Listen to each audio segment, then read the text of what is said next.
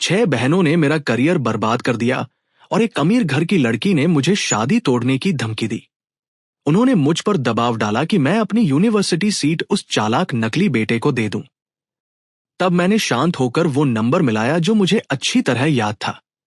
उस दिन पूरी अंडरवर्ल्ड की दुनिया में हलचल मच गई। हर जगह एक ही खबर फैल रही थी, उनका छोटा मालिक वापस आ गया था। पिछले जन्म में मैं शैडो ऑर्गेनाइजेशन का सबसे प्यारा और लाडला मालिक था। 10 से ज्यादा ओवर प्रोटेक्टिव बहनों से बचने के लिए मैं अपने असली माता पिता के पास लौट आया। लेकिन मेरे असली माता पिता पक्षपाती निकले और मेरी 5 बहनें मुझसे बेहद नफरत करती थी। यहां तक कि मेरी मौत के बाद भी उन्होंने मुझे सिर्फ शहरत पाने के लिए इस्तेमाल किया था।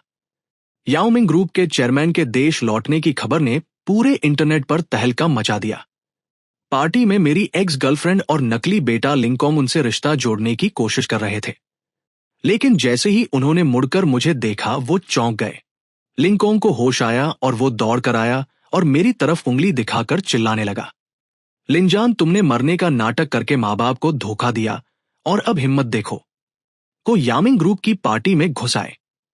जरा अपनी औकात तो देखो, क्या तुम इस जगह के लायक भी हो? जल्दी घर जाओ और माँ बाप से घुटने पर गिर के माफी मांगो। उसकी बात खत्म होते ही एक जोरदार थप्पड़ उसके चेहरे पर पड़ा। तुम खुद को समझते क्या हो? यह है यामिंग ग्रुप के सम्मानित मिस्टर लियो। तुम जैसे घटिया इंसान की हिम्मत कैसे हुई इनसे बात करने की? क्या सच में तुम्हें लगता है कि तुम्हारा लिन परिवार कोई बड़ा खानदान है? मैडम लियो गुस्से से फट पड़ी। उन्हें पहले से ही लिनकांग पसंद नहीं था।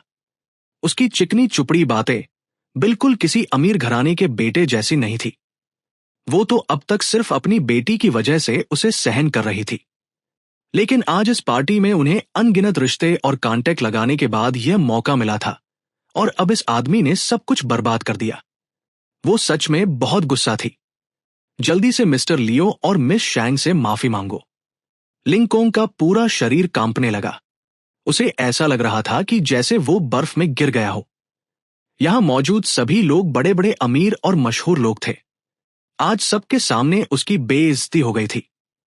कल पूरा हाई सोसाइटी सर्कल उसी का मजाक उड़ाएगा। वह अब लिन परिवार के बड़े बेटे होने का रुतबा कहां दिखाएगा? लिन काम का काम बोला, मैं तो बस, लेकिन तभी एक और जोरदार थप्पड़ पड़ गया। लिनकॉन्ग की आंखों से आंसू आ गए। फिर भी वो मैडम ल्यू के सामने एक शब्द बोलने की हिम्मत नहीं कर पाया। वो बस बेबस होकर ल्यू रूहान की तरफ देखने लगा। मां, लेकिन मैडम ल्यू ने तुरंत उसे रोक दिया। मुझे मां मत कहो। मेरी छोटी बेटी बिल्कुल निकम्मी निकली। एक आदमी के लिए तुमने यामिंग ग्रुप और मिस शैंग को नाराज कर दिया। यह मौत को बुलाना नहीं था और क्या है? मैं हल्का सा हंसा। मेरी आंखों में मजाक साफ झलक रहा था। सच में ताकत ही सब कुछ होती है। जहां तक सच्चे प्यार की बात है, उसकी आखिर कीमत ही क्या है? शियाओ बाओ अब गुस्सा शांत हुआ। सेंगमिंग ने सर घुमाकर मेरी तरफ देखा। उसकी आंखों में बेहद प्यार था, लेकिन वही नजरें बर्फ जैसी ठंडी भी थी। असल में वो उस आदमी को बिल्डिंग से नीचे फेंक देना चाहती थी। टुकड़े टुकड़े हो जाने पर भी उसका गुस्सा शांत नहीं होता। उसकी जगह पर आकर सुआन की बेइज्जती करने की हिम्मत। वो सच में मौत को दावत दे रहा था। मैंने बोहे सिकोड़ ली। मुझे शियाओबाओ क्यों बुला रही हो? बहुत ज्यादा शर्मनाक लगता है। ठीक है। जल्दी ही लिन परिवार को भी इस बात का पता चल गया। जब शराब में धुत लिन यू ने सुना कि उसके छोटे भाई को मारा गया है तो वह तुरंत गुस्से में आग बबूला हो गई। लेकिन लिन्यांगच ने उधर का माहौल देखकर फौरन लिन यू का हाथ पकड़ लिया। रूको, पापा कंग को 2 थप्पड़ पड़ चुके हैं। लिन यू गुस्से से भरी हुई थी। उसके चेहरे पे रोज वाली शाही शान नहीं, बल्कि बहुत ज्यादा गुस्सा था। अगर वो अभी ऊपर नहीं गई तो उसे सबके सामने और बेइज्जती सहनी पड़ेगी। क्या हमारा लिन परिवार अपने ही बच्चे की रक्षा भी नहीं कर सकता? मैं भी देखती हूं किसकी इतनी हिम्मत जो मेरे भाई को हाथ लगाए। लेकिन लिनथियानज का चेहरा गंभीर हो गया। उसकी आंखों में चिंता साफ दिख रही थी। वहां पर एक बहुत बड़ी फार्मेसी के ओनर भी थे जिनका नाम हैमी और जिया चांग रियल स्टेट के लियू चेनफेंग भी थे वहां पर। ये सब ऐसे बड़े लोग थे जिन तक पहुंचने के लिए लिन परिवार तरसता है और लियू परिवार खुद अरबों की दौलत वाला खानदान है। मैडम लियू का पीला पड़ा चेहरा देखो तभी समझ आ जाएगा मामला कितना सीरियस है। जो लोग काम को सबक सिखा सकते हैं वो बिल्कुल ऐसे नहीं है जिन्हें हम नाराज कर सके। लिन ल्यू ने अपनी नजरें पतली कर ली। उसके पतले होठ कसकर भीगच गए, लेकिन हम उसे यूं ही छोड़ नहीं सकते। लिन याचंग ने बेबस होकर आह भरी और आखिरकार उसके पीछे चल पड़ा। जैसे ही वह पास पहुंचे उन्होंने मैडम ल्यू को लिंकाम पर चिल्लाते सुना। तुमने ऐसे लोगों को नाराज किया है जिन्हें तुम्हारी आने वाली 8 पीढ़ियां भी छू नहीं सकती। मैडम शेंग, इस आदमी का हमारे लियो परिवार से कोई लेना देना नहीं है। लियो रुआ, तुम भी कुछ बोलो। मैडम ल्यू घबराकर अपनी बेटी को पुकारने लगी। उनकी आवाज इतनी विनम्र थी जैसे धूल में मिल गई हो। लियो रुआ सर झुका के खड़ी थी। उसका सारा घमंड और आत्मसम्मान जैसे टूट चुका था। मैंने तो बस यूं ही एक बात कही थी। ये मामला इतना बड़ा कैसे बन गया? उसी समय लिन त्यांगच वहां पहुंच गया। उसे देखकर मैडम लियो ने राहत की सांस ली। तुम्हारा बेटा है, अब तुम ही इसे संभालो। इस मुसीबत को अब लिन परिवार खुद साफ करेगा। ऐसा घटिया लड़का मेरे पुराने दामाद के जूते के बराबर भी नहीं है। कम से कम लिन सुवान वफादार और एहसान मानने वाला था। इस लड़के जैसा नहीं जिसके दिमाग में सिर्फ मुसीबत भरी हो। मैडम ल्यू का दिल फिर से घबराने लगा। सुआन लिन यांगच पूरी तरह शॉक रह गया। लिन सुआन, तुम सच में मरने का नाटक कर रहे थे। बगल में खड़े हुए मिंगदा ने ठंडी सांस भरी। ये लिन परिवार वाले भी कमाल है। स्वर्ग का रास्ता खुला है फिर भी नहीं जाते, और नर्क का दरवाजा बंद है फिर भी जबरदस्ती घुसना चाहते हैं।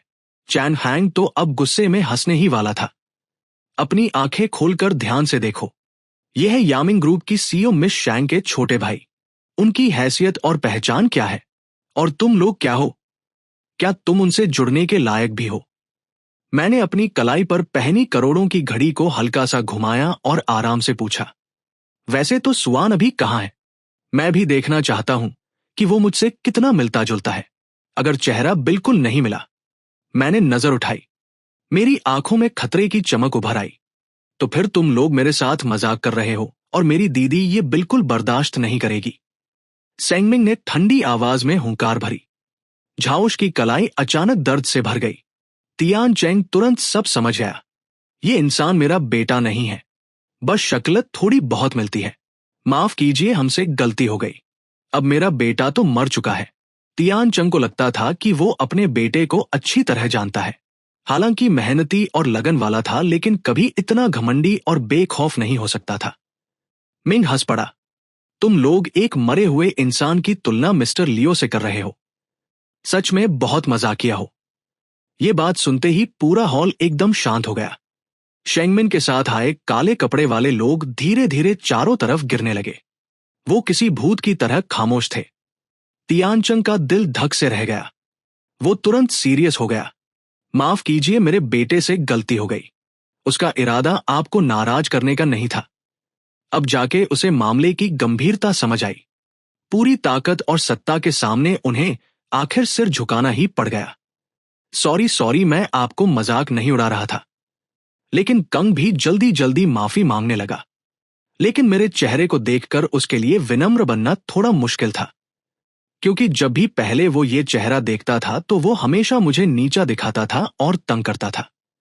अब अचानक मेरे जैसा दिखने वाला एक आदमी सामने आ गया था जिसकी पहचान और रुतबा आसमान छू रहा था। मैं आपको फोटो दिखा सकता हूं। प्लीज मुझ पर दया कीजिए। मेरे जैसे छोटे इंसान से नाराज मत होइए। मैं अभी सिर्फ 18 साल का हूं। अभी अभी बालिग हुआ हूं। लिंगकोंग खुद को बचाने की कोशिश कर रहा था। मैडम लियो के उन थप्पड़ों ने उसे पहले से ही डरा दिया था। शेंग ने हल्का सा सर घुमाया। वो एक इशारा था। काले कपड़ों वाले लोग तुरंत आगे बढ़े। उन्होंने एक झटके में लिंगकोंग को पकड़ लिया। आप बहुत दर्द हो रहा है। उसका हाथ पीछे मोड़ दिया गया और हड्डी टूटने की साफ आवाज सुनाई दी। दर्द से उसने सिर झुका लिया। उसके घुटने जवाब देने लगे। वो लगभग जमीन पर गिरने ही वाला था। अगले ही पल एक चमकते जूतों की जोड़ी उसके सामने आकर रुकी। फिर एक मजबूत हाथ ने उसकी थूप पकड़ ली। दर्द में लिमकोंग को जबरदस्ती सर उठाना पड़ा। उसकी नजरें मेरी आंखों से टकराई और उसे मेरी आंखों में सिर्फ तिरस्कार और ठंडापन दिख रहा था। उसने बोला, सॉरी। मैं हल्का सा हंसा। तुम्हारी औकात ही क्या है? जो मेरे सामने इतना उछल रहे हो। हिलिन कोंग के माथे से लगातार पसीना बहने लगा। उसका दिल जोर जोर से धड़क रहा था। भयानक दर्द ने उसे पूरी तरह घबरा दिया था। मैंने कुछ नहीं किया। मैंने मुड़ के शेंगमिंग की तरफ देखा। उसने अपने हार को हल्के से छुआ। बस अब और लड़ाई झगड़ा मत करो। इसके तुरंत बाद लिनक कंग को घसीटते हुए बाहर ले जाया गया। लिन यू उसे रोकने भागी, लेकिन शेंगमिंग ने उसका कॉलर पकड़ लिया और जोर से टेबल पर पटक दिया। इस दौरान पास की शैंपिंग की पूरी तावर टूट गई। मुझे छोड़ो। लिनू गुस्से में जोर जोर से सांस ले रही थी। उसका चेहरा मेज से चिपका हुआ था। शैंपिंग मेज पर बहती चली गई, जिससे उसका चेहरा ही गंदा नहीं हुआ बल्कि उसकी सफेद शर्ट भी खराब हो गई थी। यहां तक कि उसकी सेल्फ रिस्पेक्ट भी पूरी तरीके से कुचली जा चुकी थी। शेंगमिन का चेहरा पूरा ठंडा था, जैसे कि वो कोई छोटी चींटी को दबा रही हो। मैं तुम्हें सलाह देती हूं, बेकार में बीच में मत पड़ो। यहां नियम मैं तय करती हूं। अगर मैं चाहूं तो तुम्हारे पूरे परिवार की लाशें यहां बिछा सकती हूं। शेंगमिंग की आवाज बेहद धीमी थी, लेकिन उसमें इतनी ठंडक थी कि रूह कांप जाए। आसपास खड़े लोगों ने भी ये सुना तो उनकी भी फट गई। चेंग जैसी खून खराबे की दुनिया में जीने वाली औरत से बहस करना वाकई बहुत बड़ी बेवकूफी थी। तियान चेंग आगे बढ़कर रोकना चाहता था, लेकिन जैसे ही वह थोड़ा भी हिलता उसे तुरंत काबू में कर लिया जाता। कितना बोरिंग है, एक आदमी की आवाज गूंजी। मैंने शराब की एक घूंट ली और जमीन पर पड़ी गंदगी को देखकर बोहेस सिकोड़ ली। फिर मैंने गिलास मेज पर रखी और मुड़कर दूसरी तरफ चल पड़ा। शेंगमिंग ने तुरंत क्ल्यू को छोड़ दिया और मेरे पीछे पीछे चलने लगी। शियाओ बाओ सॉरी, तुम्हारे कपड़े का किनारा गंदा कर दिया। दीदी तुम्हें नया दिलवा दे। कल ही डिजाइनर को बुलवाकर तुम्हारे लिए कस्टम बनवाते हैं। जितना चाहो उतना बनवा दूंगी। मैं हल्का सा मुस्कुराया। नहीं, चलिए। लिन्यांगत जल्दी से लिन यू को संभालने पहुंचा। उसे हालत में देखकर उसका दिल दुख गया। तुम ठीक हो? तीसरी बेटी, तुमने बहुत बेवकूफी करी। उन दोनों की ताकत और पहचान बहुत डरावनी है। अगर तुम उनसे भिड़ोगी, तुम खुद भी मुसीबत में फंस जाओगी। लिन्यांगच ने एक वेटर के हाथ से साफ रुमाल लिया और जल्दी जल्दी लिनू का चेहरा भी साफ कर दिया। उसने भारी सांस लेते हुए कहा, आज के बाद हमारे परिवार की हालत शायद बहुत मुश्किल हो जाएगी। लिन्यू दूर जाते हुए उन दोनों की पीठ को घूरती रही। उसके दांत गुस्से से भिज गए। नफरत से उसका दिल जल रहा था। ऐसे लोग सिर्फ अपनी ताकत और सत्ता के दम पर दूसरों को चींटी समझकर ऊपर से कुचलते हैं और हमें कीचड़ में रौंद देते हैं। लिन त्यांग चंद ने बोहे सिकोड़ ली। उसकी आवाज और सीरियस हो गई। अब बस करो, चलो जल्दी घर चलते हैं, वरना और मुसीबत खड़ी हो जाएगी। आज जो हुआ उसमें ये गलती सिर्फ कंग की ही थी। उसे समझ नहीं थी कि ये कैसी जगह है। आने से पहले सब समझाया गया था, लेकिन उसने ध्यान ही नहीं रखा। लिन यू ने मुट्ठी कस ली। कंग अभी बच्चा है, आखिर वो अभी कितना ही बड़ा है। बस रहने भी दो। वर्मिंग आराम से शराब का गिलास घुमाते हुए बोला, मिस्टर लियो भी अभी अभी बालिग हुए हैं। तुम दोनों का छोटा भाई तो सच में बहुत बड़ा नमूना निकला। एक मरे हुए इंसान की तुलना उनसे कर रहा था। पहले अपनी हैसियत देखो और फिर उनकी घर जाकर उसे अच्छी तरह समझाओ, वरना दूसरों को भी मुसीबत में डाल देगा। हुवामिंग की नजरें ठंडी हो गई। उसके अंदर भी गुस्सा भरा हुआ था। जैन हुआ फार्मा को बड़ी मुश्किल से इतने बड़े आदमी से मिलने का मौका मिला था, लेकिन कमाल है, इस लिन कंग ने सब गड़बड़ कर दिया और आखिरकार उन्हें गुस्से में वहां से जाना पड़ा। सच में गवार आदमी अच्छी चीज की कदर नहीं कर सकता, और यह लिन परिवार यहां पर आने के लायक भी है। चेंगफेंग ने भी नाराज होकर मैडम लियू की तरफ देखा। तुम लोग भी हर किसी को यहां मत ले आया करो, वरना आगे से बिजनेस एसोसिएशन में आने की जरूरत नहीं। चेंगफेंग खुद बिजनेस एसोसिएशन का अध्यक्ष था। उसे नाराज करना मतलब खुद अपनी कब्र खोदना था। प्रेसिडेंट लियो, आप गलत समझ रहे हैं। उस लड़के का हमारे लियो परिवार से कोई रिश्ता नहीं है। मैडम लियो तुरंत झुककर मुस्कुराते हुए सफाई देने लगी। लिन्यू के कंधे ढीले पड़ गए। ये सब उस लियो की वजह से हुआ था। आखिर कोई इंसान जो लिंसान जैसा दिखता हो इतना खतरनाक और ताकतवर कैसे हो सकता है? क्या यह सच में कर्मों का फल है? क्या यह हमारे पुराने व्यवहार की सजा है? तुम्हारे भाई को अभी अभी वो लोग उठाकर ले गए हैं। जल्दी जाकर देखो। अगर कुछ हो गया तो बहुत बुरा होगा। किंग यू की आंखें सूख गई। उसने ज्यादा सोचे बिना पागलों की तरह बाहर की तरफ दौड़ लगा दी। अंडरग्राउंड पार्किंग में लिन कंग कांपते हुए एक कोने में बैठा था, घुटनों को पकड़े हुए। उसका पूरा शरीर चोटों से भरा था। उसका हाथ भी टूट चुका था। जब लिन यू उसे ढूंढकर पहुंची तब तक वो डर के मारे टूट चुका था। तियांग ड्राइविंग सीट पर बैठा था। पीछे से रोने की आवाज सुनकर उसका सिर दर्द से भर गया। बस करो, रोना बंद करो, उसने धीमी लेकिन गुस्से भरी आवाज में डांटा। उसने मुड़ के लिनकोंग को घूरा। आज जो कुछ हुआ सब तुम्हारी अपनी गलती है। तुम हमेशा कहते थे कि तुम सबसे समझदार हो, सभ्य, शालीन और बड़े घराने के बेटे जैसे। तो आज तुम्हें क्या हो गया था? ल्यूवान तुम्हें उस बड़े लोगों के सर्कल में ले गई थी और तुम सच में वहां पहुंच गए। ऊपर से इतनी बकवास भी करने लगे। लिमनक ने पहली बार पिता से इतनी बुरी डांट खाई थी। सब सुनकर वो सुनने रह गया था। अब तो रोने की भी हिम्मत नहीं बची थी। एक जैसे दिखने वाले लोगों की किस्मत एक जैसी नहीं होती, ये बात मत भूलना। लियो जैसा इंसान मिस शैंग के दिल के सबसे करीब है। अगर दोबारा ऐसी गलती करी तीसरी बेटी, कल तक तुम्हें सब समझ आ जाएगा। बिजनेस दुनिया में कोई बात छिपी नहीं रहती। जब दीवार गिरती है तो हर कोई धक्का मारता है। तियान चंग ने गहरी सांस छोड़ी। लगता है कि लिन परिवार का बिजनेस अब बहुत बड़ा नुकसान झेलेगा। लिन यू अब पूरी तरह समझ चुकी थी कि मामला कितना गंभीर है, और यह भी कि लिन परिवार राजधानी में दोबारा अपनी जगह बनाना चाहता था। अगर इस वजह से परिवार का पूरा कारोबार बर्बाद हो गया तो सिर्फ लिनक कंग ही नहीं बल्कि वो खुद भी गुनहगार मानी जाएगी। चंग कुछ देर सोचता रहा। आज की बात घर वालों को मत बताना, खासकर ये कि यामिंग ग्रुप की सीईओ लिन स्वान से बिल्कुल एक जैसे दिखते हैं। तुम्हारी माँ दूसरी बहन और पांचवी बहन अभी तक लिन स्वान को बुरी नहीं है। अगर उन्हें पता चल गया और वह जाकर उन लोगों को नाराज कर बैठी तो वही पुराना हादसा फिर दोहराया जाएगा। ये कहते हुए लिन्यांगचंग खुद को भी थोड़ा मजाकिया महसूस करने लगा। लिंगोम अपने हाथ को पकड़ते हुए बोला, समझ गया पापा। दूसरी तरफ मैं खिड़की के पास बैठा था। मेरे बगल में शेंगनिंग बैठी कई अमीर घरानों की लड़कियां चाहकर भी मेरे पास आने की हिम्मत नहीं कर पा रही थी। वो सिर्फ दूर से खड़े होकर मुझे देख रही थी, क्योंकि मेरी ये बड़ी बहन किसी खतरनाक देवी जैसी लगती थी। उसके पास आने की हिम्मत ना तो पुरुषों में थी ना महिलाओं में। सब उससे बहुत डरते थे और कांपते रहते थे उससे। कंगमिंग ने आलसी अंदाज में कहा, तो बताओ, आज लिन परिवार को इतनी बुरी हालत में देखकर दिल को सुकून मिला। सुकून? मैंने सर उठाकर पूछा, नहीं, ये तो बस शुरुआत है। लिन परिवार ने मेरे साथ जो किया उसके सामने यह सजा कुछ नहीं। मेरे चेहरे पर कोई भाव नहीं था। मैंने अपनी नकली मौत का नाटक किया, जानबूझकर हादसा करवाया ताकि उन्हें पछतावा हो। मजेदार बात यह है कि लिन शिंगशिंग सच में सोचती है कि मैं उसे बचाते हुए मरा। वो हर दिन मैसेज भेजकर पछता रही है।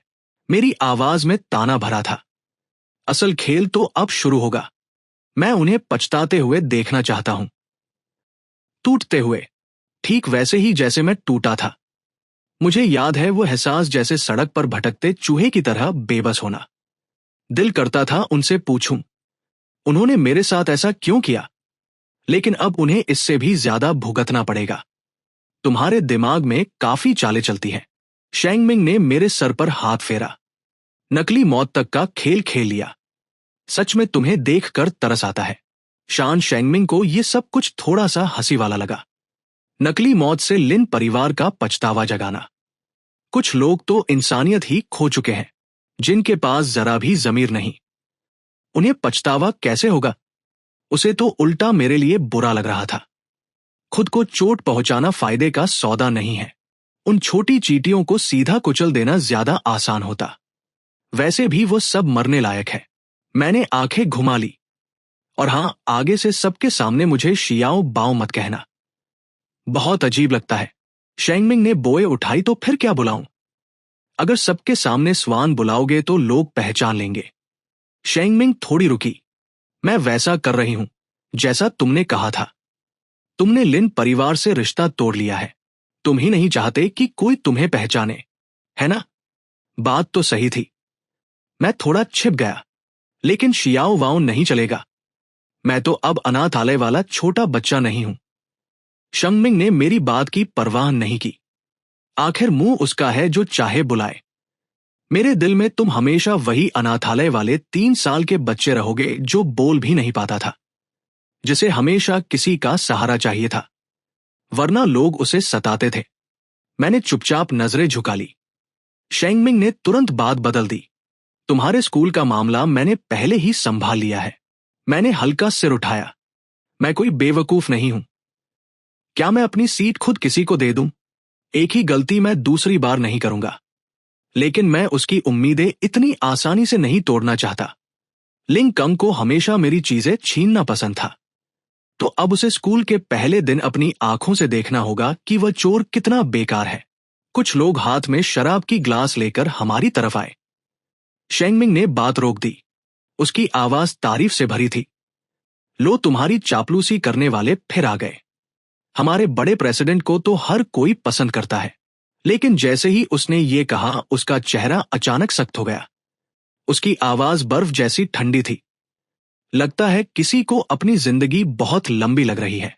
मैंने उसकी नजरों का पीछा किया। लियू रोहान भीड़ के उस पार दूर से मुझे देख रही थी। उसकी आंखों में पछतावा साफ दिख रहा था। वो जरूर सोच रही होगी मेरा चेहरा उसके अभी अभी मरे मंगेतर से इतना मिलता जुलता कैसे है। लेकिन मेरा घमंडी और दबंग रवैया उस कमजोर लिन स्वान से बिल्कुल अलग था। उसने अपनी मुट्ठी कस ली और धीरे धीरे मेरी तरफ बढ़ने लगी। उसको दिमाग कह रहा था कि ये गलत है, लेकिन उसके दिल ने उसे रुकने नहीं दिया। मैंने नजरें उठाई और सीधे उसकी आंखों में देखने लगा। लियोनॉन का गला सूख गया। उसने बड़ी मुश्किल से कहा, हेलो मिस्टर लियो। मैंने बस हल्का सा सर झुका के मुस्कुरा दिया और धीरे से हम कहा। ऐसा लग रहा था कि वो कुछ और भी कहना चाहती है, लेकिन बगल में खड़ी शेंगलिंग की जानलेवा नजरें देखकर उसके पूरे शरीर में डर दौड़ गया। इसलिए उसने हिम्मत उठाकर कहा, आगे भी हम साथ काम करेंगे। उम्मीद है कि आपके साथ सहयोग करने का मौका मिलेगा। अब इतने कम उम्र में ही इतने सफल हो चुके हैं, सच में काबिले तारीफ है। मैंने बस फॉर्मेलिटी में कह दिया, हाँ शायद तुम सही कह रही हो। लेकिन वो अभी भी हार मानने को तैयार नहीं थी। वो मेरे चेहरे को ऐसे देख रही थी मानो मेरे जरिए उस मर चुके लिन स्वान को याद कर रही हो। एक इंसान कुछ खोने के बाद ही उसकी कीमत समझता है। फिर उसने हिम्मत करके पूछा, क्या मैं आपका नंबर ले सकती हूं? मैं हल्का सा मुस्कुराया। हाँ बिल्कुल। आखिर आप लियू परिवार की दूसरी बेटी हैं। आगे भी काफी मिलना जुलना होगा। उसके चेहरे पर साफ निराशा झलक रही थी। अब जैसे ही उसने मेरा कांटेक्ट लेकर मेरी प्रोफाइल देखी तो उसमें विदेशों की आलीशान जिंदगी की तस्वीरें भरी थी। एक नजर में ही कोई भी साफ पता कर सकता था कि मैं एक बड़े घर का अमीर बेटा हूं। यानी मैं सच में लिन स्वान नहीं था। तभी शरू अचानक भागते हुए आई और उसका हाथ पकड़कर भीड़ से बाहर ले गई। क्या तुम पागल हो गई हो? शरू ने धीमी आवाज में गुस्से से कहा। वो लियो तुम्हारे पापा के बराबर हैसियत वाला आदमी है। तुम जैसी जूनियर वहां क्या कर रही थी? अब हमारे लियो परिवार के लिए और मुसीबत मत खड़ी करो। शरू तो गुस्से से फटने ही वाली थी। मुझे पता है तुम लिन सुवान को भूल नहीं पा रही, लेकिन मैं सच में तुम्हें समझ नहीं पा रही। जब लिसन सुवान जिंदा था तब तुम हर दिन लिंकों के पीछे घुमा करती थी। अब लिन सुवान मर गया है तो तुम्हें उसकी याद आने लगी। लियुरुआन धीरे से बुलबुदाई, मां वो सच में सुवान जैसा दिखता है। जब मैं उसे देखती हूं तो ऐसा लगता है कि सुवान अभी भी जिंदा हो। शरू ने गहरी सांस ली। ये सब उसने खुद अपने साथ किया है। जैसे ही बिजनेस मीटिंग खत्म हुई, लियो नाम पूरे शहर में फैल गया। एक ही रात में मैं इस हायर सोसाइटी का नया चर्चित अमीर आदमी बन गया। अगली सुबह जल्दी ही शिन लियन ने लिंग कांग के हाथ पर बंधी पट्टियां देखी और घबरा गई। कंग, ये क्या हुआ? एक्सीडेंट हो गया क्या? लिंगोंग कुछ बोलने ही वाला था, लेकिन लिन्यांग चंग ने पहले ही जवाब दे दिया। कल रात गलती से गिर गया था। वहां की फर्श बहुत फिसलन भरी थी। लिंग कंग चुपचाप सर झुकाए बैठा रहा। उससे एक शब्द नहीं निकला और सबसे मजेदार बात यह थी कि लिन्यांग अपने इस प्यारे बेटे को देख रहा था। पहले उसे लगता था कि उसमें हर चीज अच्छी है, लेकिन अब उसे हर बात में कमी नजर आने लगी। उधर लियो को देखो। सुना है उसके माँ बाप भी नहीं हैं। वो अपनी बहनों के साथ ही बड़ा हुआ, फिर भी बड़े बड़े बिजनेस टकून के साथ हंसते बोलते घूमता है। ऐसा बेटा हो तो सच में परिवार की ताकत बनती है। ये सोचते ही लिन त्यांगचंग के खाने का मन खत्म हो गया। उसने जोर से चॉपस्टिक रख दी। मेरा हो गया, मैं नहीं खा रहा। शिन हैरान रह गई और लिनक कंग शर्म से सर तक नहीं उठा पा रहा था। तभी लिन यन ने उसे दिलासा दिया, कंग इतना उदास मत हो, परसों से कॉलेज शुरू हो रहा है ना। तुम्हें एक अच्छी खबर बताती हूं, मेरा ट्रांसफर उसी यूनिवर्सिटी में हो गया है। लिनक कंग की आंखें चमक उठी, तो स्कूल में मैं हमेशा दीदी के साथ रहूंगा। वो खुशी से भर गया। उसके मन में चल रहा था कि एक पीएचडी प्रोफेसर बहन होने से कॉलेज में उसकी कितनी धाक जमे। लिनियन ने प्यार से उसके सिर पर हाथ फेरा। थोड़ी देर में मैं तुम्हें एक नए कपड़े खरीदने ले चलूंगी। लेकिन लिन चिंगचिंग की नजरें ठंडी हो गई। वो चुपचाप लिंगोंग के चेहरे की मुस्कान को घूरती रही। सुआन की मौत को अभी ज्यादा समय नहीं हुआ है और तुम यहां पर अपने कॉलेज लाइफ के सपने देख रहे हो। तुम्हारी पहले वाली मासूमियत सच थी या वो सिर्फ दिखावा था? ये सुनते ही छिन लिन भड़क गई। पांचवी बेटी, तुम क्या बोल रही हो? तुम्हें क्या हो गया है? इतनी जहरीली बातें करके कंग को चोट क्यों पहुंचा रही हो? को लिन नयन ने भी ठंडे चेहरे से कहा, पांचवी बहन, तुम इतनी स्वार्थी नहीं हो सकती। सुआन की मौत का कंग से कोई लेना देना नहीं है। तुम क्यों उसकी खुशी छीनना चाहती हो? लिनचिंग ने गहरी नजर से लिन कंग को देखा। तुम्हें खुद अच्छी तरह पता है। लिनक कंग का दिल धक से रह गया। फिर उसने होठ काटते हुए मासूम बनकर कहा, पांचवी दीदी, माफ कर दो। उस दिन ब्रिज पर जाने की जिद मेरी थी।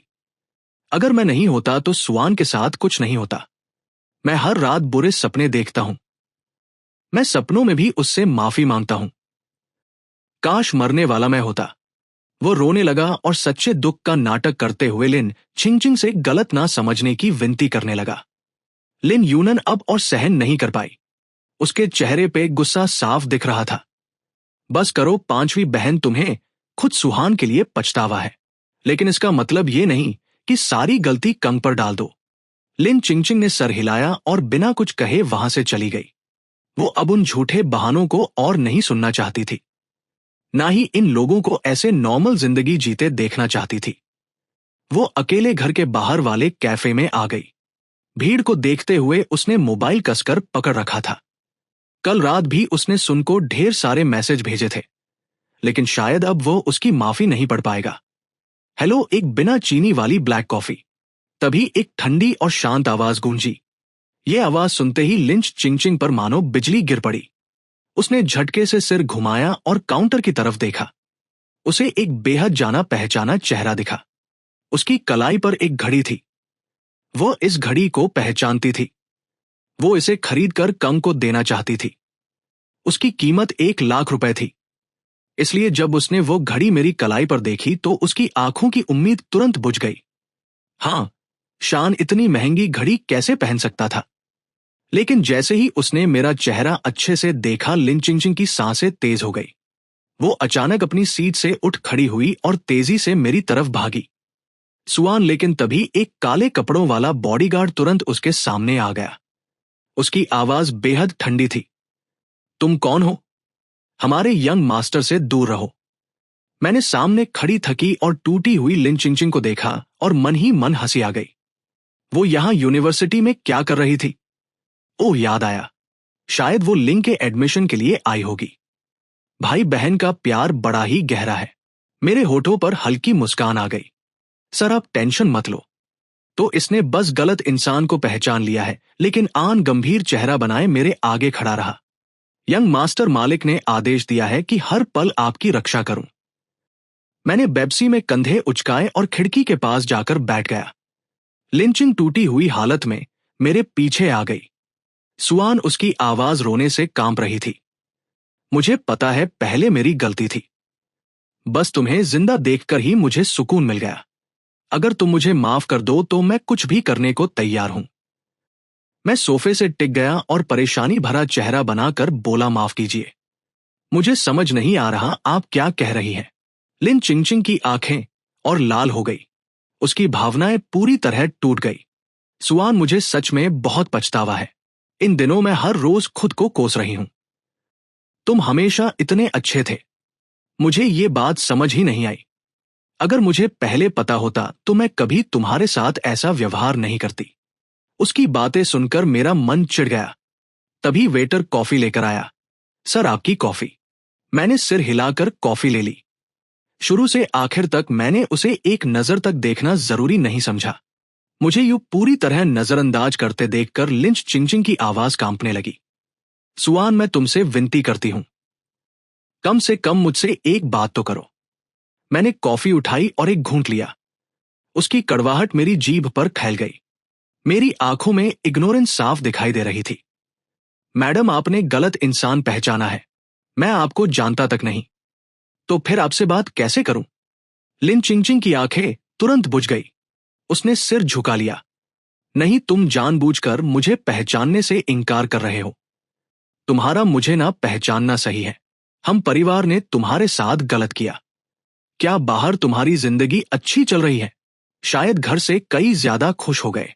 मैं थोड़ा चौंका, लेकिन उससे पहले मैं कुछ समझ पाता, मेरे बॉडीगार्ड आन ने उसका बेरहमी से हाथ पकड़ लिया।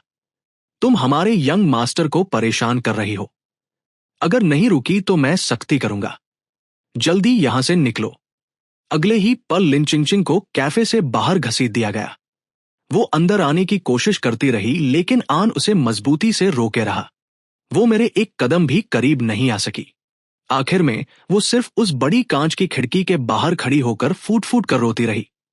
खूबसूरत चेहरे पर साफ पछतावा दिख रहा था। उसके होठ बार बार सॉरी कह रहे थे। मैं हल्का सा देर साया प्यार घास से भी सस्ता होता है। यंग मास्टर घर चले, आन मेरे पास आकर धीरे से बोला, आज रात बाकी मालिक लोग भी राजधानी से आपको मिलने लौट रहे हैं। शायद हमें जल्दी वापस जाना होगा। कॉफी कप रखते हुए मेरा हाथ एक पल को रुक गया। बहनें वापस आने वाली थी। मैं हल्का सा मुस्कुराया। शायद अब वो मुझसे नाराज हो चुकी होगी। आन चुप था। वो भी शैडो ऑर्गेनाइजेशन से निकला था। इसीलिए वह जानता था कि ये मालिक लोग कितने खतरनाक हैं। जो लोग ऐसे माहौल में 10-20 साल बिताकर इतना नाम और ताकत कमा लें, क्या वह कोई नॉर्मल इंसान हो सकते हैं? मालिक लोग सबसे ज्यादा छोटे मालिक से प्यार करते हैं। वो आपसे नाराज नहीं होंगे। मैं कुछ नहीं बोला। गांव में गोद लिए जाने से पहले मैं हमेशा अपने बहनों के साथ ही रहता था। बस उनकी पर्सनालिटी बहुत डरावनी थी। सच कहूं तो बेहद खतरनाक। मैंने आ भरी और मैं बाहर चला गया। धड़ाम से कार का दरवाजा बंद हुआ। मैं कार में बैठ गया। तभी लिन चिंचिंग फिर से मेरी तरफ दौड़ी। आन ने तुरंत उसे रोक दिया। उसकी आंखें बेहद खतरनाक थी। अगर एक और कदम आगे बढ़ी तो मुझसे बुरा कोई नहीं होगा। हमारे मालिक की हैसियत बहुत ऊंची है। अपनी मौत खुद मत बुलाओ। और लिन चिंचिंग ने कार में बैठे मुझे देखा। मैं ठंडे और शाही अंदाज में बैठा था। वो रोते हुए चिल्लाई, सुआन, मुझे नहीं पता तुम्हारे साथ क्या हुआ, लेकिन मैं सब ठीक कर दूंगी। तुम्हें जो दर्द मिला उसकी भरपाई करूंगी। मैंने बैग से एक विजिटिंग कार्ड निकाला। धीरे से कार की खिड़की नीचे की और कार्ड बाहर बढ़ा दिया। ये उसे दे दो। आन ने कार्ड लिया और सीधे उसके पैरों के पास फेंक दिया और खुद फिर आगे वाली सीट पर बैठ गया। अगले ही पल ड्राइवर ने तेजी से गाड़ी दौड़ा दी। मेरी लग्जरी कार पल भर में गायब हो गई। लिन चिंचिंग वहीं खड़ी रह गई। उसके हाथ में मेरा विजिटिंग कार्ड था। यामिंग ग्रुप सीईओ लियो वो बड़बड़ाई नहीं। उसका चेहरा सफेद पड़ गया। उसे यकीन नहीं आ रहा था कि वो जिससे मिली थी वो स्वान था, यानी मैं, और ये भी नहीं मान पा रही थी कि वो अपने भाई को नहीं जानती। उसने तुरंत फोन निकाला और कांपते हाथों से लिन हे को कॉल किया, लेकिन जवाब में बस फोन बंद होने की आवाज आई। लिंचिंग के चेहरे पर दर्द और घुटन साफ दिख रही थी। उसने सावधानी से कार्ड जेब में रखा, जैसे यही आखिरी सुराल हो। उसी समय मंदिर में बहुत सारे लोग मंत्र पढ़ रहे थे। वो लोग एक आत्मा की शांति के लिए प्रार्थना कर रहे थे। उस रस्म पर साफ लिखा था, लिन सुनहा। ये सब कुछ मेरी आत्मा की शांति के लिए हो रहा था। लिन्हे सफेद कपड़ों में घुटनों के बल बैठी थी। वो बार बार सर झुका रही थी। उसकी आंखें आंसुओं से भरी थी। प्रार्थना खत्म होने के बाद लिन्हे उठकर बाहर चली गई। बाहर छिन लियन पेड़ के नीचे खड़ी थी। लिन्हे को देखते ही वो दौड़ कर आई। क्या हो गया तुम्हें? इतने दिनों से घर से गायब हो। मुझे लगा तुम्हारे साथ कुछ हो गया। कंग कुछ ही दिनों में यूनिवर्सिटी जाने वाला है। तुम्हें घर पर रहकर अपने भाई का साथ देना चाहिए। सब लोग दुखी हैं। तुम सिर्फ खुद भाग रही हो। इससे क्या फायदा? लिन हे ने बोल ली। उसकी आवाज बर्फ जैसी ठंडी थी। बस करो। तुमने स्वान के साथ बहुत गलत किया। तुम्हारा पाप बहुत बड़ा है। यहीं रुको। उसकी आत्मा की शांति के लिए प्रार्थना करो। चिन को यकीन नहीं हुआ। लिन्हे जो हमेशा बेफिक्र थी, अब अंधविश्वास में यकीन करने लगी थी। दूसरी बहन, तुम्हें भी हद में रहना चाहिए। सिर्फ इसलिए कि सुहान मर गया। क्या तुम भी पागल हो गई हो? बस लिन्हे ने उसे बीच में रोक दिया। उसकी आंखें पूरी तरह दृढ़ थी। पिछले महीने मैं एक रेस हार गई थी। लोग मेरी जान लेना चाहते थे। तभी सुहान ने आकर मुझे बचाया, और इस बार ब्रिज पर भी उसने दूसरी बार मेरी जान बचाई है। लिन्हे सीधी खड़ी हो गई। सिर्फ रात और दिन में मंत्र पढ़ना क्या? अगर 3 साल भी पढ़ने पड़े तो मैं पढ़ूंगी। चिन लियन अविश्वास से उसे देख रही थी। तुम्हारा इलाज नहीं हो सकता। ठीक है, अकेले रहकर थोड़ा शांत हो जाओ। कम से कम तुम सुहान के लिए अच्छी थी। उसकी किस्मत ही खराब है। उसे सुख नहीं मिला। चिन लियन ने भी एक अगरबत्ती जलाई। लिन्हे की थकी हालत देखकर उसे बहुत दुख हुआ। चाहे तुम यहां रहो, लेकिन अपना ख्याल रखना। फिर उसने फोन चालू किया। उसने देखा कि लिन चिंगचिंग के कई मैसेजेस आए। वह पहले तो उन्हें नजरअंदाज करने वाली थी, लेकिन ध्यान से देखा तो हर मैसेज में एक ही बात थी, जल्दी वापस आओ। सुआन अभी जिंदा है। लिन्हे का पूरा शरीर कांप उठा। वो सब कुछ भूल गई। कार की चाबी उठाई और तेजी से पहाड़ से नीचे भागी। उसके दिमाग में बस एक ही बात गूंज रही थी, सुआन जिंदा है। उधर मैं स्कूल के सारे काम खत्म करके वापस विला लौट आया, लेकिन घर में अभी भी शेंगलिंग दिखाई नहीं दी। तभी चरिक शाम का सूट लेकर ऊपर दौड़ती आई। छोटे मालिक, आप आ गए। अच्छा हुआ। आपके नए कपड़े तैयार हैं, जल्दी पहन कर देखिए। चियोर बहुत खुश लग रही थी। पहले मैं सिर्फ सफाई का काम करती थी, लेकिन अब पूरा समय आपकी सेवा करूंगी। फिर उसने धीरे से कहा और हंसने लगी। कम से कम अब मैडम की सेवा नहीं करनी पड़ेगी। ये तो बहुत बड़ी खुशी है। मैंने उसके हाथ में पकड़े सूट को देखा और बोहे उठाई। क्या मेरी बहन इतनी मुश्किल इंसान है? शिवर तुरंत घबरा गई। मैं कुछ गलत नहीं कह रही, लेकिन नीचे काम करने वाले सब लोग ऐसा ही सोचते हैं। मैडम शंग वो सच में बहुत डरावनी है, जैसे आधी फौज की कमांडर हो। उनका चेहरा हमेशा ठंडा रहता है। एक नजर देखो तो दिल कांप जाए। वो जल्दी से हाथ हिलाने लगी। मतलब ऐसा भी नहीं है, हम लोग गलती करने से डरते हैं। मैं हल्का मुस्कुराया और आगे कुछ नहीं पूछा। बिस्तर पर फैला हुआ सूट हल्के नीले रंग का था, बहुत खूबसूरत और शाही। मैं थोड़ा हैरान हुआ, क्या यह मेरी बहन ने खरीदवाया है? लेकिन चुअर ने सिर हिला दिया। ये डिजाइनर ने आपकी फोटो देखकर रात भर मेहनत करके बनाया। पूरी तरह आपकी ना आपका है। आज रात आपको बहुत से मेहमानों से मिलना पड़ेगा, मालकिन ने कहा है, और उन्होंने यह भी कहा है कि फिलहाल आप यही पहन ले। बाद में और भी अच्छे कपड़े बनवाए जाएंगे। चूर चोरी चोरी मुस्कुराई। सच कहूं तो मैडम आपसे बहुत प्यार करती है। वो आपको हर चीज सबसे अच्छी देना चाहती है। मैं अभी सब कुछ समझ ही रहा था कि घर में अचानक बहुत सारे लोग आ गए। फैशन डिजाइनर, ज्वेलरी डिजाइनर और कई बड़े लग्जरी ब्रांड के लोग। यहां तक कि इंटीरियर डिजाइनर भी पहुंच गए। वो सभी लोग मुझे किसी राजकुमार की तरह ट्रीट कर रहे थे। पूरी दोपहर मेरे आसपास घूमते रहे। मैं काफी देर तक सब संभालता रहा, लेकिन आखिरकार सर दर्द और थकान होने लगी। सब लोगों से मिलने के बाद मैंने देखा कि नौकर तेजी से घर सजाने में लग गए। तभी चवर फिर मुझे कपड़े बदलने बुलाने आ गई। छोटे मालिक, जल्दी आइए, तैयार हो जाइए। फैंग मैडम रास्ते में है। चवर का चेहरा बदल गया। उसके हाथ तक कांपने लगे। मेरा दिल भी हल्का कांप उठा। फैंगयांग ऑर्गेनाइजेशन में शामिल होने के क्रम में सबसे पहले शेंगलिंग थी, और उसके बाद फैंगयांग को घोस्ट फेज भी कहा जाता था। इसलिए नहीं क्योंकि वो डरावनी दिखती थी, वैसे वो ठीक अपने नाम का उल्टा थी। यानी वो बहुत ज्यादा खूबसूरत थी। उसमें पुरुषों जैसे ही कूलनेस थी।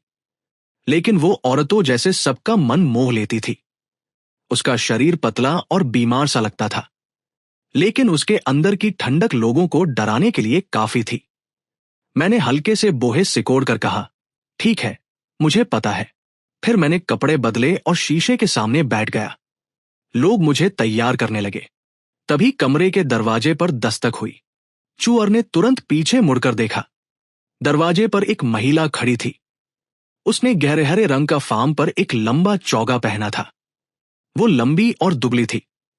उसकी स्किन बर्फ जैसी सफेद थी, जिसके कारण वह बेहद नाजुक और बीमार लग रही थी। उसकी लंबी उठी हुई आंखें किनारों पर हल्की लालिमा लिए थी। वो खूबसूरत थी लेकिन बेहद खतरनाक भी।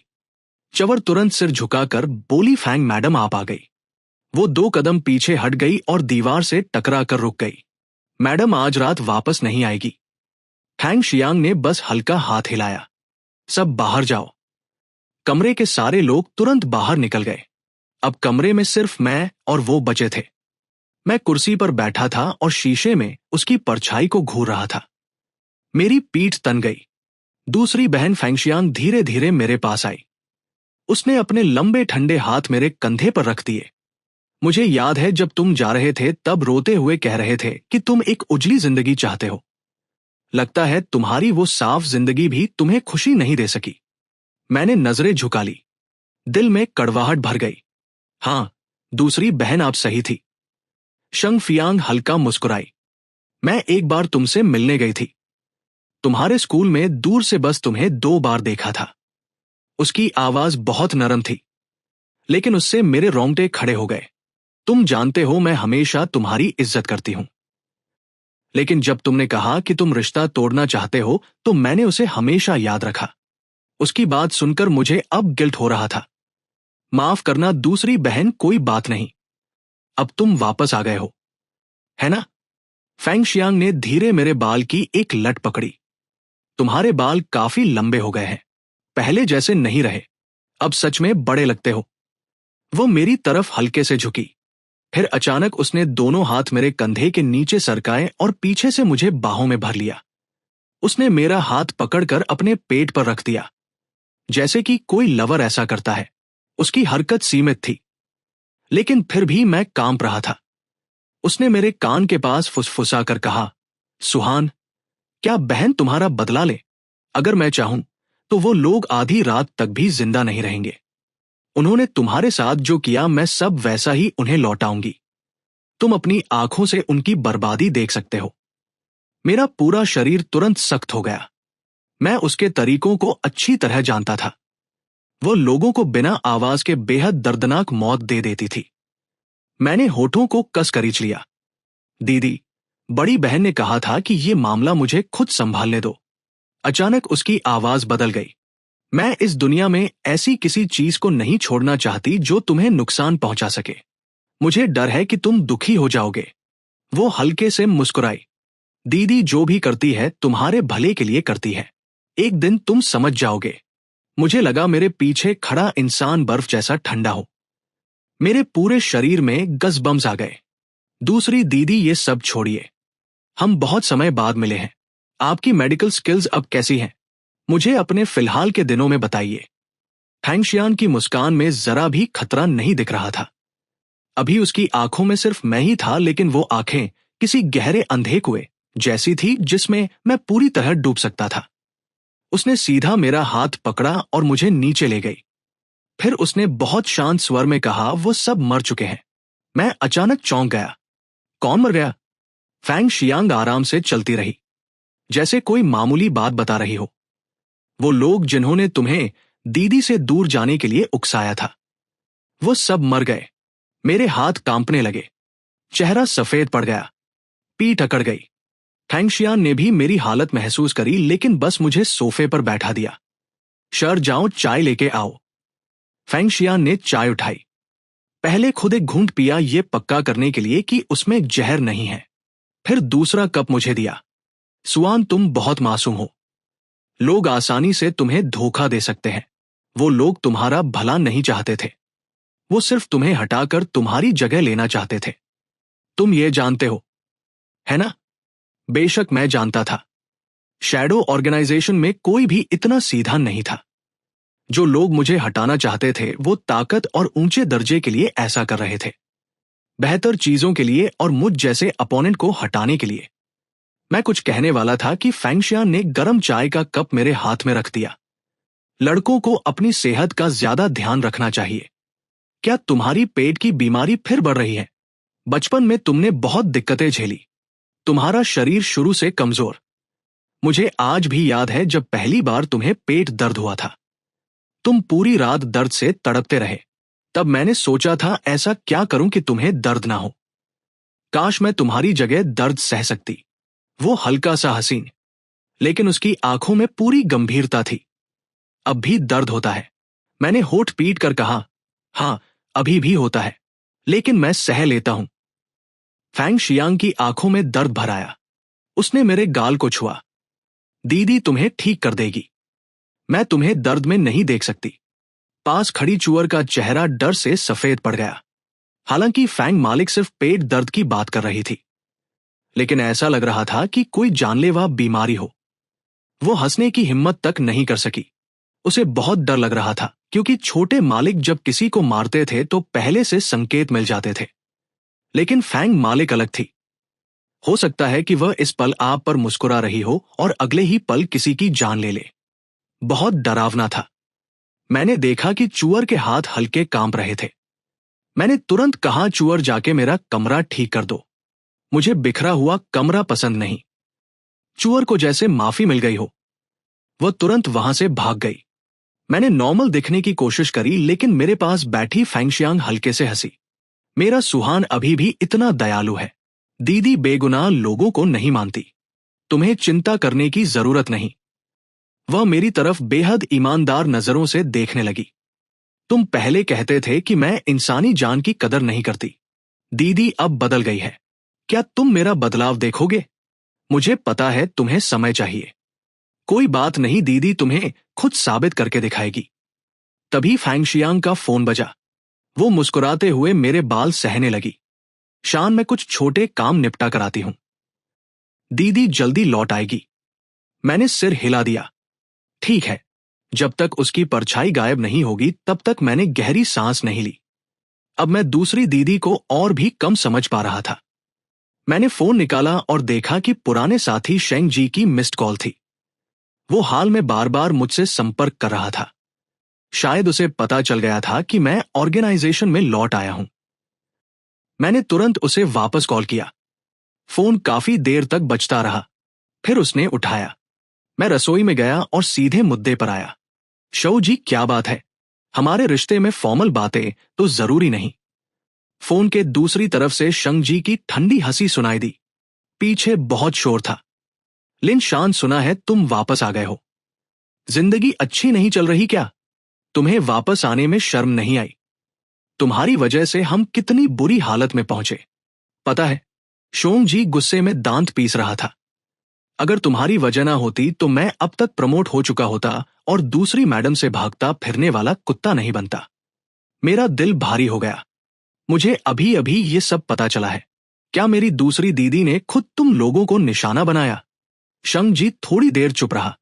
करीब 1 मिनट बाद बोला, तुम्हारे जाने के बाद शाओची और बाकी लोग तुम्हारे बारे में अफवाहें फैलाने लगे। कहते थे कि तुम किसी औरत के लिए ऑर्गेनाइजेशन छोड़कर गए और तुमने पूरी 12 मैडम्स को बेवकूफ बना दिया। कुछ बातें तो इससे भी गंदी थी। कहते थे कि तुम किसी अमीर औरत के नौकर बन गए थे और फिर छोड़ दिए गए। शोंग जी आगे नहीं बोला। उसे बीच थोड़ी शर्म महसूस हो रही थी। उस समय वो लोग मुझसे जलते थे। उन्होंने गुस्से में ये सब कर दिया। किसी ने नहीं सोचा था कि बात इतनी बढ़ जाएगी। मैं इसमें कम शामिल था, इसीलिए दूसरी मैडम ने मेरी जान छोड़ दी। लेकिन मेरी हक मौत से भी ज्यादा बदतर है। उन लोगों को मारने की असली वजह यह थी कि उन लोगों ने तुम्हारे छोड़े हुए नाम और पते को डिस्ट्रॉय कर दिया था। फोन पर सॉन्ग जी कमजोर आवाज में खांसने लगा। तुम्हें पता है उस दिन क्या नर्क था? दूसरी मैडम का गुस्सा सिर्फ याद करके ही मेरा शरीर कांपने लगता है, और ये सब बस तुम्हारी वजह से हुआ। सब तुम्हारी गलती है। मैंने फोन कसकर पकड़ा और शांत आवाज में कहा, अगर तुम लोगों ने बेवजह हरकतें ना की होती तो कुछ नहीं होता। सॉन्ग जी मेरी बात पर हजा। उसकी आवाज ताने से भर गई। हाँ, हम तुमसे जलते थे। वो 12 बहनें इतनी ताकतवर थी, फिर भी सब तुम्हारे आसपास ही घूमती थी। ऑर्गेनाइजेशन में बहुत सारे लोग तुमसे जलते थे, बस कोई बोलने की हिम्मत नहीं करता था। इतना खुश मत हो। जिस दिन तुम्हें उनका प्यार नहीं मिलेगा, तुम्हारा हाल भी यही होगा। सावधान रहना, कहीं यही प्यार तुम्हारे लिए जहर ना बन जाए। मैं कुछ बोल पाता उससे पहले ही फोन अचानक कट हो गया। मैंने दोबारा कॉल किया लेकिन फोन बंद था। अजीब, अभी तो ठीक से बात कर रहा था, फिर अचानक फोन क्यों काट दिया? क्या बैटरी खत्म हो गई, या फिर वो बात ही नहीं करना चाहता था? उसी समय एक पुल के नीचे सौंगजीत सामने खड़े काले कपड़ों वाले लोगों को देखकर डर से कांप उठा। दूसरी मैडम ने कहा था कि मुझे नहीं मारेगी। काले कपड़े वाले आदमी ने ठंडी आवाज में कहा, तुम्हें परमिशन किसने दी कि तुम छोटे मालिक को कॉल करो? तुम्हारा फोन पहले से ही निगरानी में था।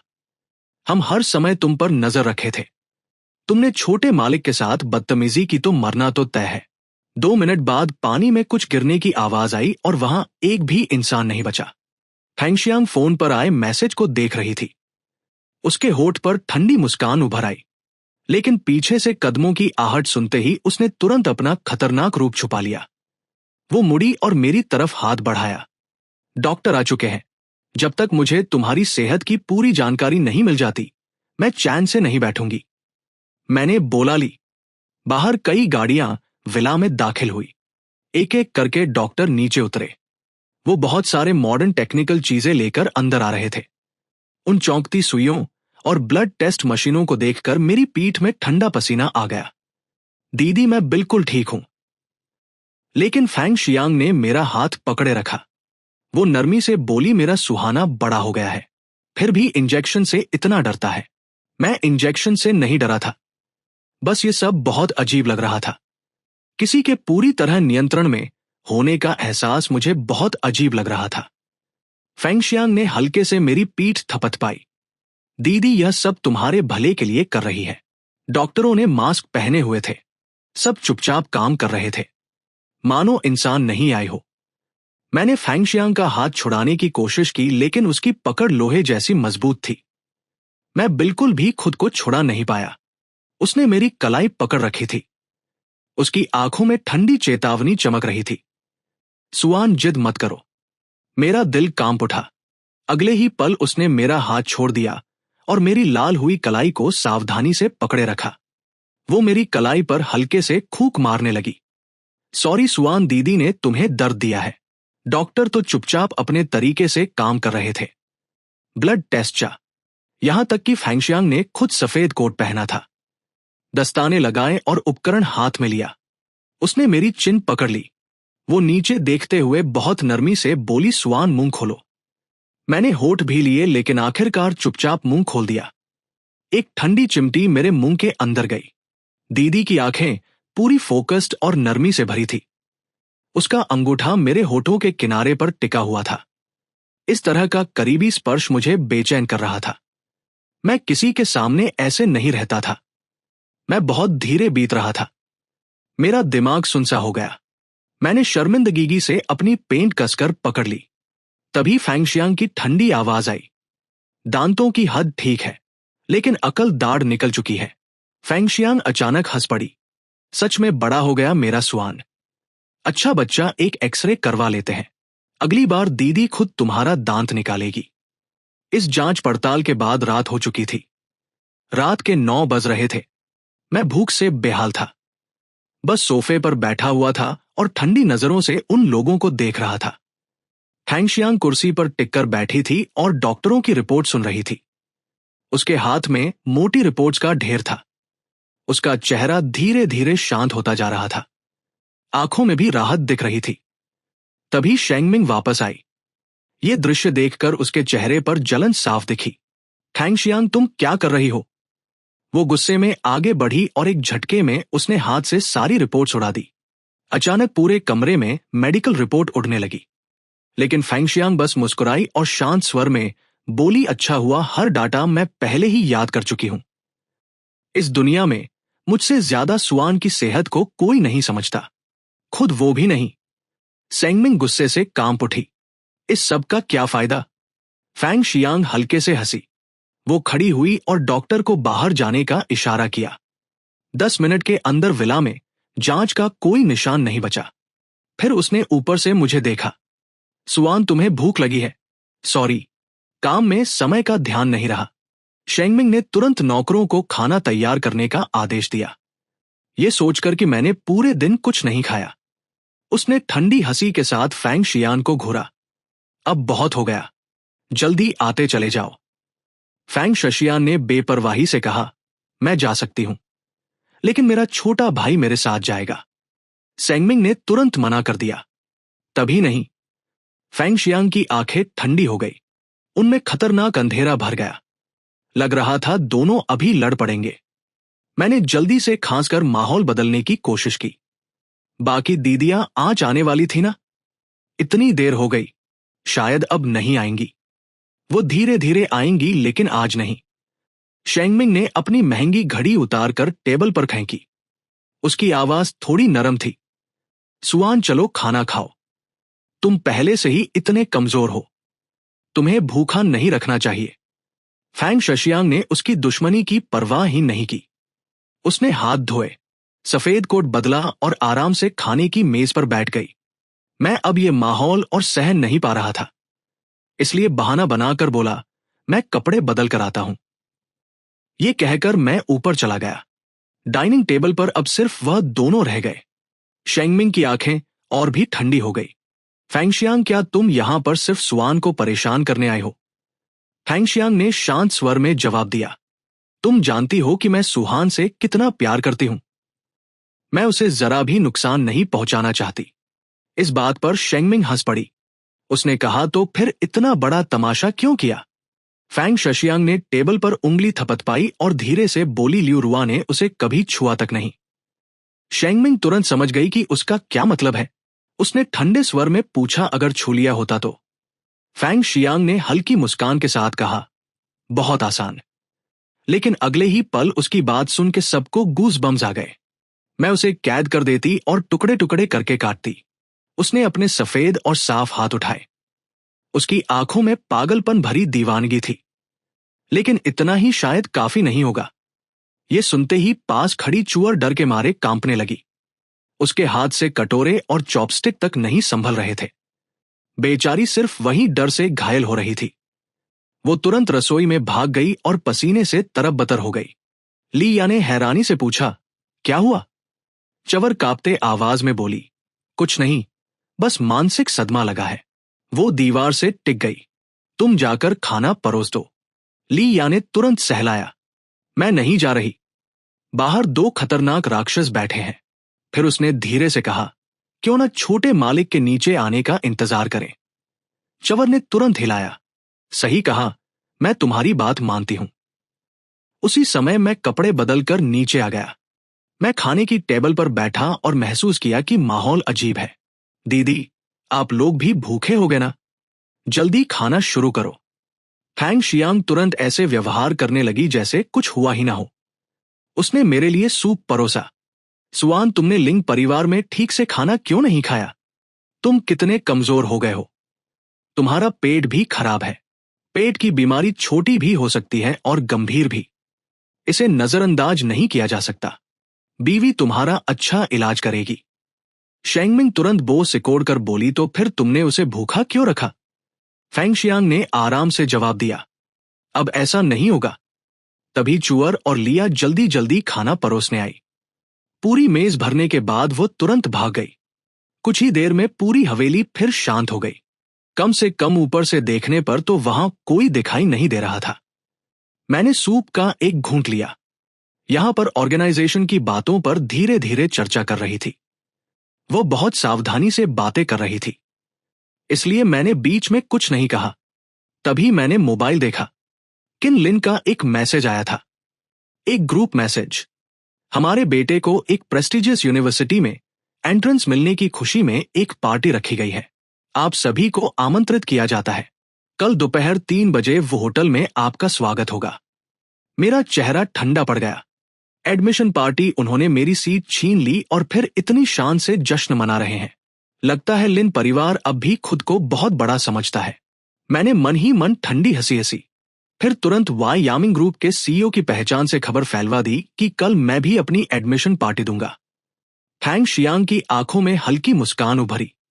वो धीरे धीरे चम्मच से सूप हिलाते हुए बोली, अच्छा, दी तुम्हारी पार्टी का इंतजार करेगी।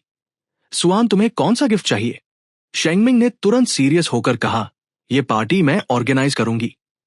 कोई भी मेरे इनविटेशन को ठुकराने की कोशिश नहीं करेगा। मैं उन्हें देखकर इमोशनल हो गया। वो कभी भी कारण नहीं पूछती थी, हमेशा मेरी सबसे मजबूत ढाल बनकर खड़ी रहती थी। ये फीलिंग सच में बहुत अच्छी थी। मैंने तुरंत हाथ हिलाया, मैं सारी प्लानिंग कर चुका हूं। आप लोग बस आ जाना, लेकिन आपकी पहचान खास है। अगर आप हर जगह जाएंगी तो लोगों का ध्यान नहीं जाएगा क्या? फैंग शियांग ने सीधे मेरे गालों को छुआ। दीदी को लोगों की परवाह नहीं। यह देखकर शेंगमिंग का चेहरा तुरंत काला पड़ गया। उसने हाथ में पकड़ी हुई चॉपस्टिक तोड़ दी। फैंग शियांग और शेंगमिंग दोनों शैडो ऑर्गेनाइजेशन की सदस्य थी। मेरे मामले में वह हमेशा एक ही पक्ष में खड़ी रहती थी। कम से कम मेरे सामने तो वह शांति से रहती थी। लेकिन क्योंकि दोनों ही मुझे पाना चाहती थी, इसलिए अंदर ही अंदर तनाव जरूर। दूसरी तरफ लिन परिवार खुशी में डूबा हुआ था। लिनक कंग मुस्कुराते हुए किन लियन को देख रहा था। मां लेकिन फिर हंसकर बोला, लेकिन आज का असली हीरो तो मैं हूं। किन लियन मुस्कुराई, देखो कितने लोग तुम्हें बधाई दे रहे हैं। सब कह रहे हैं कि तुम बहुत सफल हो गए। ये सुनकर तो लिनक कंग खुशी से खुल गया। घर का माहौल इतने दिनों से खराब था। उसे भी काफी समय बाद खुशी महसूस हुई थी। मां आप ही सबसे ज्यादा मुझसे प्यार करती हैं। अगली सुबह मैं ठीक 8 बजे उठा, कपड़े बदले, तैयार हुआ और बाथरूम से बाहर आया। तभी मैंने देखा कि फैंग शियांग कुर्सी पर बैठी थी। उनके हाथों में नए स्टूडेंट्स की एक मोटी गाइड बुक थी। उन्होंने मेरी ओर देखा और कहा, सुआन ने बहुत अच्छी यूनिवर्सिटी में प्रवेश लिया है। मुझे यकीन है तुम्हारी कॉलेज लाइफ बहुत शानदार होगी। मेरा दिल हल्का सा हिल गया। हाँ, पिछली बार मैं अपनी कॉलेज लाइफ खो चुका था, लेकिन इस बार 4 साल जरूर अच्छे से जीऊंगा। मेरी खुशी देखकर फैंग शियांग भी मुस्कुरा दी। तभी चवर दवाई का कटोरा लेकर अंदर आई। कटोरे में काले रंग का कड़वा हर्बल काढ़ा था। मुझे ये सच में बहुत कड़वा लग रहा था पीने में। आखिर ये कैसी दवाई है? फैंग शियांग ने कटोरा लिया और चम्मच से उसे हिलाया। तुम्हारा पेट कमजोर है और शरीर भी बहुत कमजोर हो गया है। हर्बल दवाई तुम्हारे लिए अच्छी होगी। इतना कहकर उसने खुद से पहले एक घूंट पी ली। यह देखकर मेरा दिल अचानक कांप उठा। उसी समय मुझे महसूस हुआ कि दीदी की पुरानी आदत अभी तक नहीं बदली। जो भी चीज मुझे देती थी पहले खुद चखती थी। मैंने तुरंत उनका हाथ पकड़ लिया। दीदी, फैंग शियांग एक पल के लिए रुकी, फिर बोली, आदत बन गई है, सावधानी जरूरी है। उन्हें आज भी याद था जब मैं 10 साल का था। उनके एक दुश्मन ने मुझे जहर दिया था। उस हादसे से मेरा शरीर बुरी तरह कमजोर हो गया था और यह सब उनकी लापरवाही की वजह से हुआ था। उनकी आवाज दुख से भर गई। सुहान, तुम्हें हत्यारा बनने की जरूरत नहीं है। दीदी तुम्हारी रक्षा करेगी। मैं हमेशा तुम्हारी कर्जदार रहूंगी। मैं बेबस होकर उनके कंधे से लग गया। दीदी, आप फिर पुरानी बातें क्यों याद कर रही हैं? और मैं तो कब का ठीक हो चुका हूं। अब मैं बिल्कुल ठीक हूं। पास खड़ी च्यूअर हमें देख रही थी। शैडो ऑर्गेनाइजेशन की बहुत सी बातें गुप्त थी, लेकिन यह दृश्य बहुत खूबसूरत लग रहा था। फिर वो ट्रे लेकर नीचे चली गई। लिया ने उसे मुस्कुराते देखा और पूछा, तुम तो पहले उसकी सेवा करने से डरती थी, अब इतनी खुश क्यों? शिवर और हंस पड़ी। शैडो ऑर्गेनाइजेशन की 12 बहनें कमाल की है और उनका छोटे मालिक से कोई खून का रिश्ता भी नहीं है। पता नहीं छोटे मालिक आखिर किससे शादी करेंगे। ली ने बेबस होकर सिर हिलाया। तुम बहुत ज्यादा सोच रही हो। चर ने जीभ बाहर निकाली। मैं तो बस चाहती हूं कि हमारी बहुत सफल हो जाए। ऊपर कमरे में फैंग शियांग आराम से मुझे दवाई पिला रही थी, लेकिन दवाई इतनी कड़वी थी कि मेरा पूरा मुंह खराब हो गया। सांसों तक में दवाई की गंध आने लगी। तभी उन्होंने एक टॉफी निकालकर मेरे मुंह में डाल दी। उनका अंगूठा मेरे होठों पर लगी दवाई भी साफ कर रहा था। मिठास तुरंत फैल गई और कड़वाहट कम हो गई। मैंने पूछा, ये कौन सी टॉफी है? बहुत अच्छी है, वो मुस्कुराई। सर्दियों वाली हार्ड कैंडी तुम्हें बचपन में बहुत पसंद थी। भूल गए? मैंने सिर हिलाया। सच में याद नहीं। बचपन में जिंदा रहना ही मुश्किल था। टॉफी कहां से खाता? उन्होंने प्यार से मेरे गाल को छुआ। अब से जब भी खाना चाहो रोज खा सकते हो। मैंने उनका ठंडा हाथ पकड़ लिया। दूसरी दीदी, आपके हाथ इतने ठंडे क्यों हैं? क्या आपकी तबीयत अभी ठीक नहीं? उन्होंने बस हल्के से कहा, मैं जन्म से ही ऐसी हूं। दूसरी तरफ लिंगोंग शीशे के सामने घूम रहा था। उसने महंगा हल्का बैंगनी सूट पहना था और हाथ में महंगी घड़ी थी। वो गर्व से बोला, मां मैं कैसा लग रहा हूं? किल नियन खुशी से बोली, बहुत अच्छा। आज अपनी दूसरी बहन की दी हुई कार लेकर जाना ताकि तुम्हारे वो क्लासमेट जो अभी फीस कमाने के लिए काम कर रहे हैं देख ले कि अमीर और गरीब में कितना फर्क होता है। लिनक कंग और भी उत्साहित हो गया। हाँ, वे अभी फीस की चिंता कर रहे हैं और मैं लाखों की कार चला रहा हूं। लेकिन दरवाजे पर खड़ी लिन है बिल्कुल शांत थी, जैसे कि यह सब उससे कोई मतलब ही ना रखता हो। लिनक कंग ने प्यार से उसके हाथ पकड़ने की कोशिश करी। दूसरी दीदी, आप हमेशा उदास मत रहा करो, मैं आपको खुश कर दूंगा। लेकिन लिन है तुरंत पीछे हट गई। जरूरत नहीं। जब उसने लिन कंग का उदास चेहरा देखा तो उसे पछतावा हुआ। लिनक कंग की मुस्कान जम गई। उसकी आंखें लाल हो गई। दूसरी दीदी, आप मेरे साथ इतना रूड क्यों हो? परसों मैं स्कूल चला जाऊंगा। अगर आप मुझे नहीं देखना चाहती तो भी बस 2 दिन ही बचे हैं। लिन है मन ही मन दबाव महसूस कर रही थी। वो सिर्फ इतना कह सकी, मैं तुम पर गुस्सा नहीं हूं, बस मेरा मूड खराब है। लिनक कंग अब उससे बात नहीं करना चाहता था, लेकिन अपनी अच्छी छवि बनाए रखने के लिए उसने मजबूरी में मुस्कुराकर कहा, ठीक है दीदी, मैं समझता हूं। वो नीचे चला गया। किन लियन ने तुरंत लिन हे को डांटा, देखो तुम्हारा भाई तुम्हें कितना समझता है और तुम उसे दुखी कर रही हो। लिन हे ने मुट्ठी कस ली। माफ कीजिए, मैं अपने गुस्से पर काबू रखने की कोशिश करूंगी। लिन यन ने भी कहा, तुम्हें अपना मूड ठीक करना चाहिए। हर समय कंग पर गुस्सा मत निकालो। सुआन को भूल जाओ, वो अब मर चुका है। क्या हम उसके लिए 3 साल तक शोक मनाते रहे? क्या हम खुश भी नहीं हो सकते? लिन है चुप हो गई। उसे बस लिन चिंगचिंग की बातें याद थी।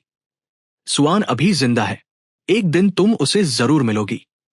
फिर लिन परिवार एक 5 स्टार होटल पहुंचा। दरवाजे पर स्वागत करने के लिए कुछ सुंदर लड़कियां खड़ी थी। मैडम लिन, नमस्कार, आपका होटल तैयार है, कृपया अंदर आइए। किन लियन ने गर्व से पूछा, हमारे मेहमान आ गए। रिसेप्शनिस्ट थोड़ी हिचकिचाई, शायद अभी ज्यादा लोग नहीं आए हैं, शायद रास्ते में हो। यह सुनकर किन लियन का दिल बैठ गया। जब वे तीसरी मंजिल के बैंकेट हॉल में पहुंची तो सब हैरान रह गए। सो गाइस, आज इस वीडियो को हम यहीं तक रखते हैं। अगर तुम्हें इसके नेक्स्ट पार्ट को देखना है तो इस चैनल को सब्सक्राइब करो, वीडियो को लाइक करना मत भूलना और ज्यादा से ज्यादा शेयर करना इस वीडियो को, और इस वीडियो को हाइप करना भी मत भूलना। मैं तुम्हें मिलता हूं जल्द ही अगले पार्ट में। तब तक के लिए तुम चैनल पर अपलोडेड दूसरी वीडियोस भी देख सकते हो।